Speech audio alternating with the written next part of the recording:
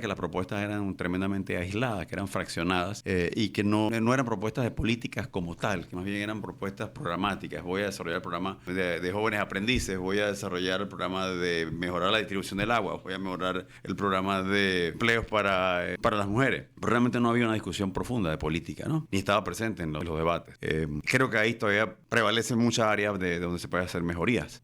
Finalmente entonces se produce la pérdida del grado de inversión y de repente eso empieza a ser agenda, ¿no? Y muchos de los candidatos entonces dicen, sí, yo voy a regresarle el grado de inversión al país. Pero eso requeriría una serie de planteamientos y propuestas como ya lo veníamos sosteniendo, que son mucho más integrales, que son más propuestas de política que... No es lo mismo cuando uno está en digital, que es más cómodo, pero la interacción siempre es interesante.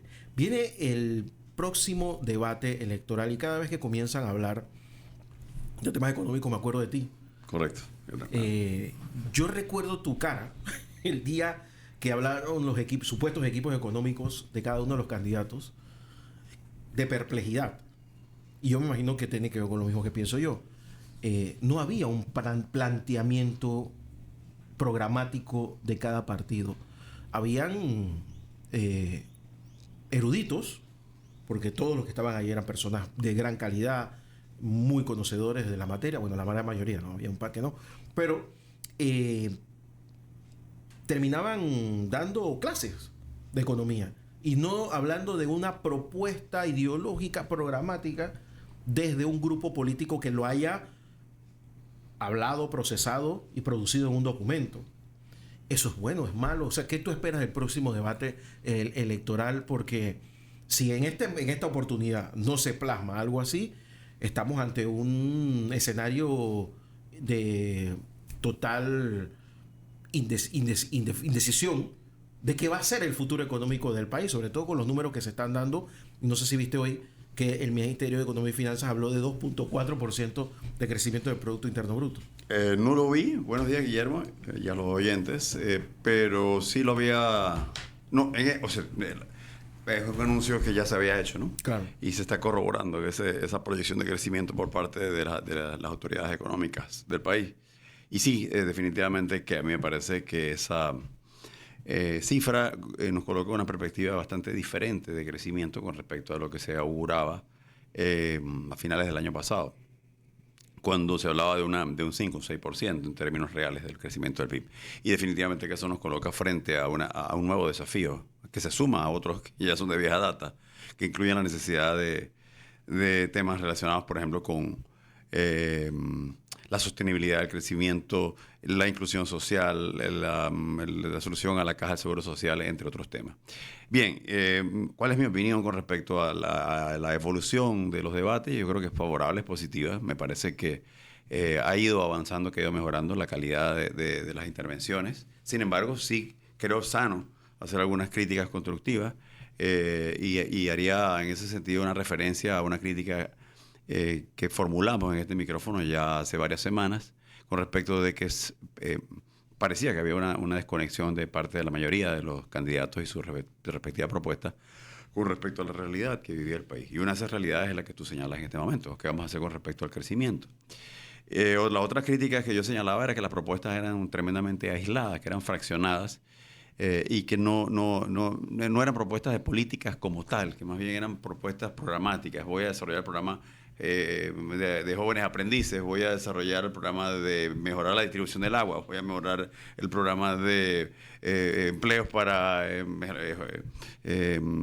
las mujeres. Pero realmente no había una discusión profunda de política, ¿no? Ni estaba presente en los debates.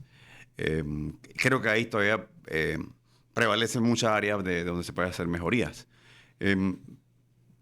Así que finalmente entonces se produce la pérdida del grado de inversión y de repente eso empieza a ser agenda, ¿no? Y muchos de los candidatos entonces dicen, sí, yo voy a regresarle el grado de inversión al país. Pero eso requeriría una serie de planteamientos y propuestas como ya lo veníamos sosteniendo, que son mucho más integrales, que son más propuestas de política que de programas o de acciones, que son mucho más englobadoras y propuestas que deben ser mucho más integrales, ¿no?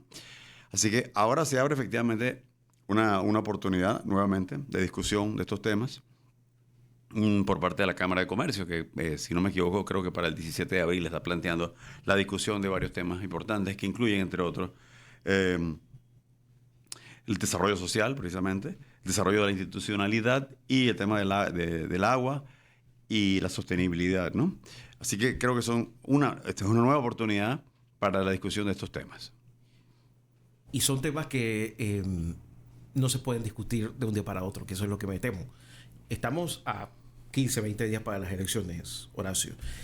Tú en la calle, ¿qué has podido constatar de parte de los candidatos en cuanto a esto? Porque a diferencia de casi todos los gobiernos que hemos tenido en los últimos 30 años, este gobierno tiene, aparte de un crecimiento importante, ya ni exponencial, ya diría que exacerbado de la deuda pública, tienes la pérdida del grado de inversión, que tú podrías decir, bueno, ha habido presidentes que no han tenido grado de inversión, y, que eso es un punto, pero también tienes un tema de imagen internacional.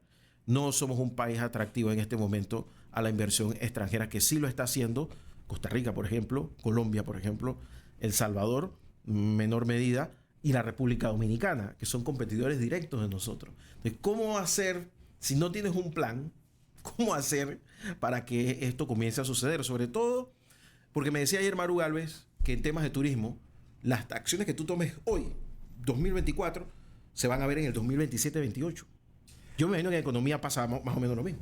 Sí y no. Creo que hay medidas que se pueden adoptar y que pueden tener un efecto inmediato y que son relativamente sencillos, ¿no? Y que inclusive, Guillermo, poniéndolo en una perspectiva práctica de implementación política e implementación de política económica, puede decirse que son medidas que son fáciles de tomar porque no generarían necesariamente una gran resistencia, ¿no? Por ejemplo, parte de ello es una reducción una simplificación de los procesos burocráticos, una reducción digamos, del acceso de reglamentaciones, que es algo que no debería despertar en principio sí va a despertar, que no hay una medida en Panamá que no despierte una resistencia política, pero esas deberían despertar poca resistencia comparativamente a los beneficios que podrían traer, ¿no? Reducir, simplificar procesos, reducir la burocracia, buscar integralidad entre los programas de gobierno, podría traer grandes beneficios. Y siempre he sostenido algo que quizás no es muy glamoroso desde el punto de vista político y de atracción de votos, Guillermo, y es que más allá de las nuevas propuestas que puedan surgir en un momento dado por parte de candidato o candidata, ya hay muchos programas de gobierno que se pueden aprovechar, se puede capitalizar en ellos y mejorarlos y hacerles ajustes. Hay programas sencillos de creación de empleo, de distribución de la riqueza, etcétera, ¿no? Y que no requieren un esfuerzo tan descomunal. Claro está que el problema es que eso no atrae muchos votos, ¿no? Lo que me lleva a la discusión del otro, que cómo veo yo la situación de Panamá y se embona un poco con lo que dijimos al principio. Y la situación es compleja, ¿no? Como no lo era antes, y sé que esto suena un poco, digamos, ya repetitivo, trillado, esto de decir, el país vive una coyuntura, el país siempre se dice, ¿no? Pero entonces creo que tengo que demostrar por qué el país vive una coyuntura distinta esta vez, que se le suman a los viejos problemas de vieja data, una deficiente educación pública, una deficiente calidad de la salud, falta adecuada de suministro de agua. Se le suman ahora situaciones como, por ejemplo, la de la falta de insuficiencia de agua para el canal, la insuficiencia de agua para el consumo humano, se le suman ahora el tema de la caja de seguro social nuevamente, se le suma el tema de la minería, etcétera. Entonces son temas, pero sobre todo se le suma el tema de lo que parece bastante evidente, que es una pérdida en la credibilidad de las instituciones. Y nunca había, y lo acabo de escuchar, la falta de credibilidad aparentemente, por ejemplo, en instituciones que han sido fundamentales para nosotros como el Tribunal Electoral. Yo nunca había escuchado con esa insistencia decir, no, el tribunal es fraude, etcétera. Es una cosa peligrosa, delicada. Entonces, todo esto es una especie de la confluencia de varios factores, algunos de vieja data, otros de nueva data, que se entremezclan y hacen una situación tremendamente compleja, ¿no? ¿Qué tanto daño le hace a la institucionalidad del país?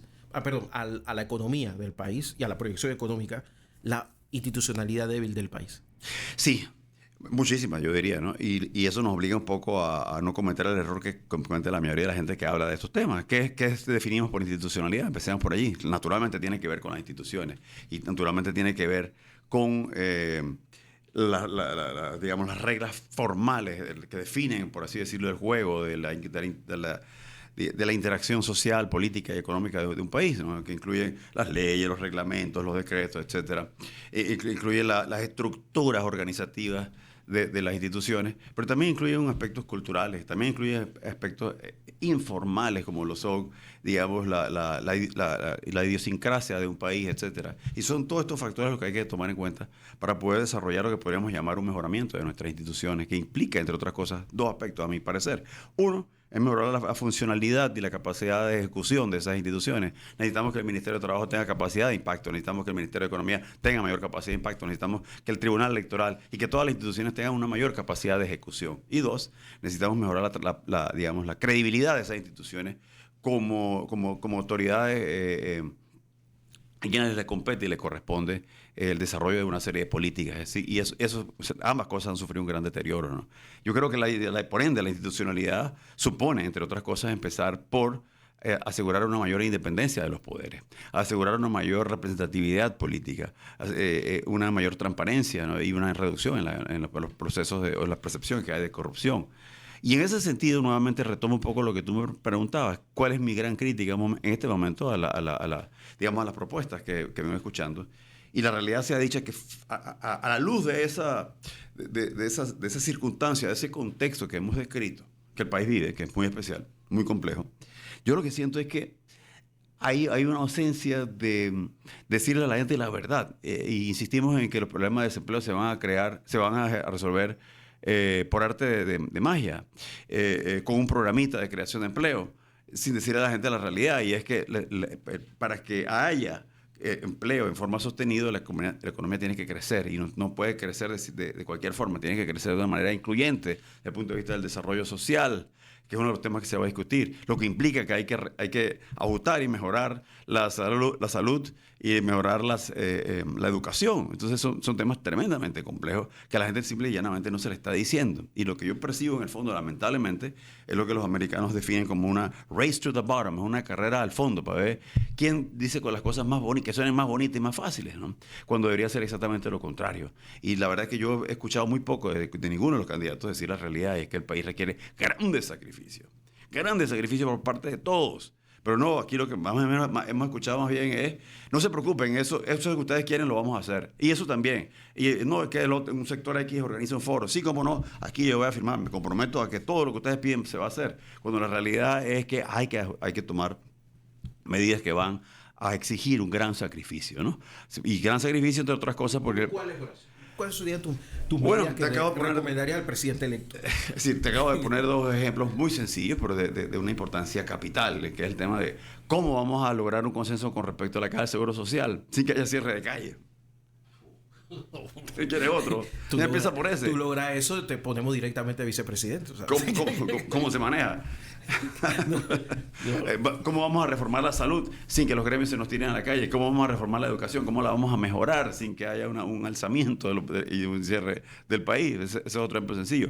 ¿Cómo vamos a mejorar el suministro de agua si no aplicamos verdaderamente un sistema que permita que la participación del sector privado en el suministro de agua, porque el sector público no tiene los fondos necesarios, posiblemente a través de asociaciones público-privadas? Pero la ley de asociaciones público-privadas prohíbe de forma taxativa que se pueda hacer absolutamente nada en materia de agua. Entonces hay temas de carácter idiosincrático. Y la razón de eso, el gran desafío, Guillermo, no es otro sino de tipo ideológico e idiosincrático. Hay una idiosincrasia de que el agua es sagrada. Bueno, después es sagrada, pero o sea, necesitamos que te llegue para que entonces sea sagrada. Estoy siendo un poco sarcástico quizás, pero ¿de qué me sirve que tú consideres que el agua le compete exclusivamente a las entidades públicas suministrarla y producirla y distribuirla si de todos modos no llega? No está funcionando el sistema. No, solo Dios no la dio, solo Dios no la quita. Pero si tú planteas, no, pero mira, vamos a buscar la participación del sector privado, privatización del agua. Esa es la privatización y no la aceptamos. Entonces, ¿cómo resuelves tú ese problema? ¿Cómo resuelves tú el problema del agua si tú no reconoces que el sistema tarifario es inadecuado y que hay gente que tiene que pagar más por el agua que consume? Que hay gente pobre y que requiere agua y que no pueden pagar por ella. Perfecto. Sentémonos a discutir cómo subsidiamos el consumo de esos sectores, ¿no? Yo traje aquí un político uruguayo. Pero eso no te lo va a decir un político. No, a eso me refiero. Yo que he estado en política, te puedo decir. Eso no diga. Nadie quiere meterse con el tema del agua y de la electricidad porque... No, la educación, ni la salud. El problema del agua es que tienes que enterrar tuberías. Y cuando la entierras nadie la ve. O sea, cuando te llega el agua, nadie te lo agradece. Y es la misma razón por la cual, Guillermo, tampoco prosperan las políticas preventivas de salud, porque eso no trae votos. ¿Por qué mejorar tu salud? Claro, ¿Y de qué me sirve tu buena salud si no me trae votos? Trae mejor un puente y asfaltar. Exactamente. O pongo un hospital, abre un hospital o abre un centro de salud. O regalar casas. Y que, aunque no tengamos los recursos para... O regalar casas aunque se forme un gueto y todos los días haya un muerto por violencia. Efectivamente, entre otras cosas, ¿no? Entonces, sí, esos son esos temas que se van a discutir y la Cámara de Comercio ha señalado con algún grado de acierto que ellos prefieren que las propuestas sean concretas. Pero yo tendría que hacer una pequeña salvedad sobre ese tema. Yo creo que el problema no es que las propuestas no han sido concretas. Yo creo que ha habido propuestas concretas. El problema no es ese. El problema es que las propuestas creo que no han sido integradoras suficientemente amplias. Por ejemplo, se habla de crear empleo, pero no se dice que eso supone la necesidad de crecimiento económico sostenido. Y no solamente en un sector, sino de la economía en general. Y para que haya crecimiento económico sostenido, tú tienes que generar nuevos motores de crecimiento, que no son los motores tradicionales. La banca, la construcción, la agricultura. Sin embargo, eso no se discute. ¿Por qué? Bueno, porque los votos no están allí. Me explico, los votos están en los sectores tradicionales. Entonces hay claramente una contradicción. Se habla de que hay que mejorar el salario de los panameños. Por supuesto que hay que mejorarlo, y no el de uno, sino todos los panameños. Pero eso solo se logra, Guillermo, a través de un aumento en la productividad para que sea sostenible. De lo contrario, no es sostenible. Entonces tú quieres crear empleos y buenos empleos con buenos ingresos, requieres atacar el tema de fondo de la productividad. Y en ese sentido es que yo veo un poco mi crítica de que no es que las propuestas no hayan sido concretas, sino que las propuestas no parecieran insertarse dentro de un contexto de verdadera viabilidad que les dé credibilidad a las mismas, ¿no? Y se queda un poco en la superficie. Creo que ese es el gran problema. Estaba pensando en un planteamiento que pueda darse en este debate que viene ahora esta semana, en el cual ya se habla de recortar el tamaño del Estado. Sí. Algunos lo están hablando. Sí, como no. Y conozco ¿Qué impacto real tendría eso en el futuro económico del país? Me parece que es un planteamiento absurdo, perfectamente absurdo. Y no absurdo en el sentido de que no coincida yo con la necesidad de racionalizar el gasto, de mejorar el impacto del sector público, de mejorar el impacto del gasto de funcionamiento, de reducirlo, de mejorar la calidad de la inversión pública y hacerle que asegurar un mayor retorno y que no responda a criterios de tipo político, sino de criterio técnico, que una inversión pública realmente contribuya a agilizar el tráfico o a mejorar la educación. En eso estoy de acuerdo, pero una cosa es decir, mejorar la calidad del Estado, Guillermo, racionalizar los gastos y hacerlo más eficiente, y otra cosa es una frase un poquito, digamos, etérea, carente de sustentación, que es decir, reducir el Estado. ¿Qué quiere decir reducir el Estado? Porque yo te voy a decir una cosa. Si de eso se trata, yo sí creo que hay áreas del Estado que hay que reducir y áreas donde el Estado interviene actualmente que no debe. Sin embargo, también creo que debe intervenir más en otras áreas. Debe intervenir más, por ejemplo, en la capacidad de recaudar tributos. Debe haber más Estado en cuanto a asegurar, a través de las debidas políticas, una mejor preservación del medio ambiente. Entonces creo que ahí hay una ausencia de política y por ende yo creo que ahí hace falta mejorar la presencia del Estado en alguna medida, ¿no? Entonces para mí es un concepto que han promovido los grupos libertarios y muy desatinadamente, de eso de decir, reduzcamos el Estado. ¿Qué quiere decir reducir el Estado? Porque si tú me estás hablando de reducir planilla, eso es distinto a decir reducir el Estado. Son dos cosas totalmente distintas. Entonces sí creo que además de todo esto, tenemos que tener una discusión técnica un poco más sobria, más solemne, ¿no? más acuciosa con respecto a los temas que afectan el devenir social y económico del país. Sí, porque, por ejemplo, ¿tú recuerdas cuando la DGI se llevó a autoridad? Perdón, y una cosita más, Guillermo, antes que se me olvide. Ya metiéndonos dentro del ámbito de lo que he dicho, que sí estoy de acuerdo con recortar algunos gastos, no estoy de acuerdo con recortar gastos a lo loco. Es decir, voy a recortar los gastos de viáticos, voy a recortar la partida discrecional. Son medidas que son efectistas y que no responden realmente a un criterio racional de transformación del sector público y mejoramiento de la calidad del servicio público. Es que es así. Pues es que cuando te vas a dar cuenta, bueno, vamos a cerrar PYME, 200 personas. Son 200. ¿Qué ganaste? Nada, y eso nos lleva a otra gran falsedad de lo que ofrecen y discuten los políticos, y no solamente a un nivel, sino a todos. Cuando te dicen a ti, yo voy a construir una escuela, plata hay, no se preocupen. Y te dicen a ti, este puente sí va a haber, y eso vamos a eliminar la corrupción. Espérate un segundito, ya va. Sí, vamos a eliminar la corrupción, estamos todos de acuerdo, pero la corrupción, no es que en el momento que tú eliminas la corrupción, te va a decir, ya generaste un cheque por $100,000, toma, úsalo. No, eso no es cierto. El problema es mucho más profundo y más complejo, ¿no? Y sí, lo que en el fondo requiere una discusión muy acuciosa con respecto a la situación financiera del Estado, cómo preservamos, cómo consolidamos una de las mayores virtudes que ha tenido el país hasta ahora, que es el tema macrofiscal. Si bien es cierto la deuda pública puede que haya crecido, todavía había la sensación de parte de los mercados internacionales de que se podía pagar, basado sobre todo en el hecho de que estábamos creciendo económicamente. ¿Qué hacemos ahora? Que tenemos una deuda que efectivamente creció por razones X o Y, pero que ahora tenemos un menor crecimiento. Eso es lo que hay que discutir. Pero pretender que yo te crea a ti de que tú vas a resolver el problema fiscal del país eliminando la corrupción es una falacia, ¿no? No, insisto, no es que no estoy, por favor, claro que hay que eliminar la corrupción, pero plantear que tú resuelves todo nada más recortando el gasto y eliminando la corrupción y que de ahí sale la plata para todo, me parece que es una gran falsedad. Y omites una de las discusiones más importantes, y por razones totalmente obvias, y es la necesidad de mejorar el sistema de recaudación en el país. Seguro nos están escuchando de algunos cercanos a candidatos presidenciales. Mira, Guillermo, estas discusiones perdona que te interrumpa y ya te devuelvo la guitarra, estas discusiones son las discusiones que he tenido yo como técnico al día siguiente de las elecciones. Ok, ganamos, ¿y ahora qué hacemos? Siéntate, tengo malas noticias. Por favor, traigan café. Mire, la situación no es tan sencilla. Yo estaba en esas reuniones. Yo sé que tú has estado, pues hemos estado juntos. Yo sé que hemos estado juntos. Y no queda complejo, porque los que ganaron están mirándote a ti, que le estás explicando, como si fuera la primera vez que lo escucharan. Ya. Y uno se queda pensando, ¿cómo pasó esto? Si yo pensé que todos sabíamos lo que estaba pasando. Sí. Y la conclusión que uno llega es que, conchale, como dice un actor francés, Jean-François Ravel, no hay nada peor para un hombre que decir mentiras que creérselas, ¿no? No, está bien, uno está pintando un país que todo se va a resolver. Una vez eliminas la corrupción y reduces el Estado, todo se resuelve. Bueno, está bien, pero yo de verdad espero sinceramente que tú no creas eso y que esa no sea la mentalidad que tú tienes cuando te vas a sentar en la silla presidencial, porque los problemas son mucho más complejos y requieren medidas de sacrificio muy grandes. ¿Sabes que una vez las elecciones del 2009 terminaron, me fui de viaje, y estando en Rosario, en Argentina, me entrevistó un periódico allá hace tiempo, y yo dije un pocotón de cosas, y el titular que pusieron fue elecciones en Panamá, no sé qué, hay que limpiar la casa.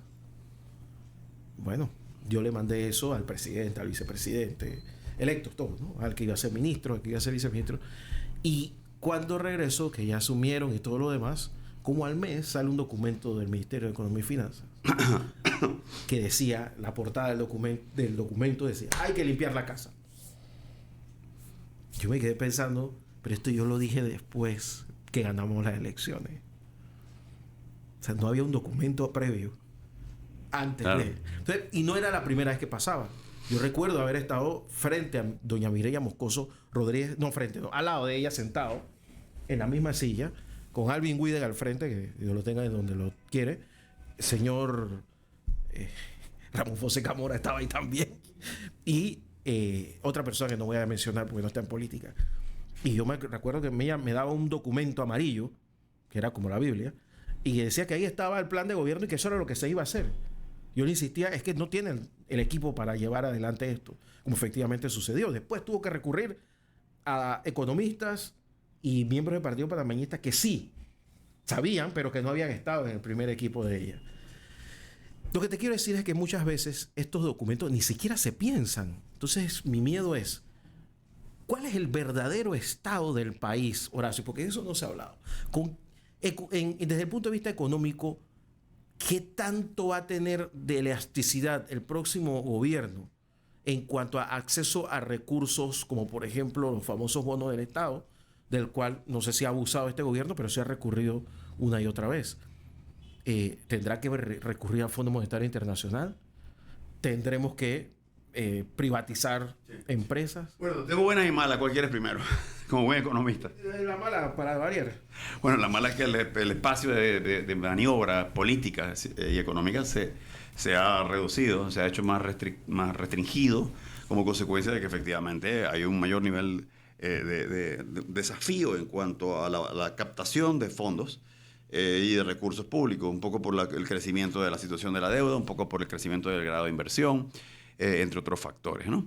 Y además de eso también tienes factores inerciales que empujan el gasto público a crecer todos los días, que incluyen leyes especiales, que ningún político quiere discutir y que yo sé que es chocante, pero la realidad es que en el país existe una serie de leyes especiales que establecen grandes cantidades de recursos que hay que destinar cada año para esos aumentos de salario, que son compulsivos.